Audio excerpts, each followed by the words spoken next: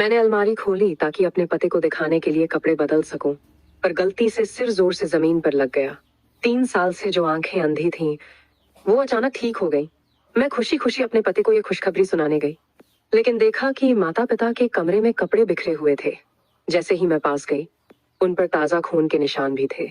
मुझे एहसास हुआ कि शायद माता पिता के साथ कुछ गलत हुआ है। मैं तुरंत पति को बताने भागी, पर देखा कि वो पिता की लाश को गड्ढे में गाड़ रहा था। उसने मेरी आहट सुन ली। जब उसने मुझे दरवाजे पर घबराया हुआ खड़ा देखा, तो लोहे का फावड़ा खींचते हुए धीरे धीरे मेरी तरफ आया। मैं बहुत डर गई थी, लेकिन खुद को अंधी दिखाने का नाटक करती रही। मैंने उससे पूछा कि वो क्या कर रहा था।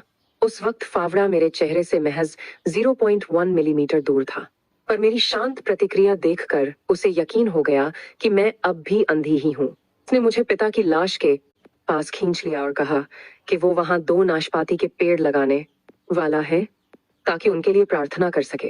तभी उसने कहा कि मैं अंदर जाकर उसके लिए कपड़े ला दूं। जैसे ही वो गया, मैं अपने दुख को रोक नहीं पाई और पिता के सामने घुटनों पर गिरकर रोने लगी। मुझे लगा कि काश मैंने पहले उनकी बात मान ली होती तो ये सब न होता। तभी मुझे याद आया कि मेरी बड़ी बहन भी होनी चाहिए। मैंने तुरंत फोन मिलाया, लेकिन कॉल की घंटी मेरे पैरों के नीचे से आने लगी। मेरी बहन भी मारी जा चुकी थी। उसे भी उसी मिट्टी में दफनाया गया था। अगले ही पल पति मेरी पीठ पीछे आ खड़ा हुआ। तुम इतनी घबराई हुई क्यों हो? कुछ नहीं, मैं बस बहन को कॉल कर रही थी और लगा जैसे घंटी यहीं कहीं से आ रही है। ओह, तुम्हारी बहन तो विदेश जाने से पहले कह रही थी कि फोन खो गया था। लगता है यहीं गिर गया होगा। ठीक है, बाहर ठंड है, चलो वापस चलें।